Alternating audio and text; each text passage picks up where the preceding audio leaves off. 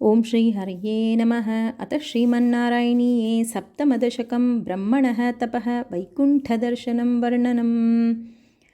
एवं देवचतुर्दशात्मक जगद्रूपेण जातः पुनः तस्योर्ध्वं खलु सत्यलोकनिलये जातोऽसि धाता स्वयं।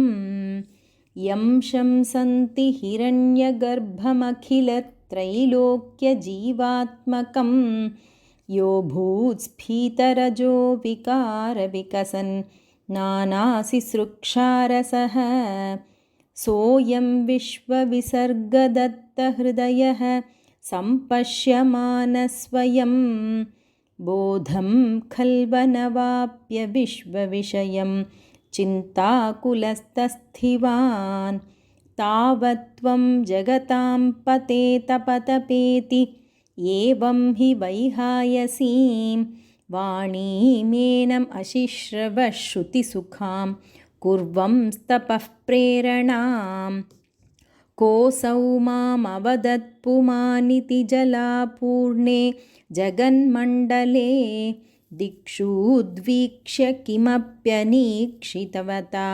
वाक्यार्थमुत्पश्यता दिव्यं वर्षसहस्रमात्ततपसा तेन त्वमाराधितः तस्मै दर्शितवानसि स्वनिलयं वैकुण्ठमेकाद्भुतम् माया यत्र कदापि नो विकुरुते भाते जगद्भ्यो बहिः शोकक्रोधविमोहसाध्वसमुखाः भावास्तु दूरं गताः सान्द्रानन्दजरी च यत्र परमज्योतिः प्रकाशात्मके तत्ते धाम विभावितं विजयते वैकुण्ठरूपं विभो यस्मिन्नाम चतुर्भुजा हरिमणिश्यामावदातत्विषो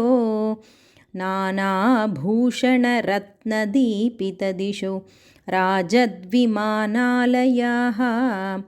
भक्तिप्राप्ततथाविधोन्नतपदाः दीव्यन्ति दिव्याजनाः तत्ते धाम निरस्तसर्वशमलं वैकुण्ठरूपं जयेत् नानादिव्यवधूजनैरभिवृता विद्युल्लता तुल्यया विश्वोन्मादनहृद्यगात्रलतया विद्योतिता शान्तरा त्वत्पादाम्बुज सौरभैककुतुकाल्लक्ष्मी स्वयं लक्ष्यते यस्मिन् विस्मयनीयदिव्यविभवं तत्ते पदं देहि मे तत्रैवं प्रतिदर्शिते निजपदे रत्नासनाध्यासितं भास्वत्कोटिलसत्किरीटकटकादि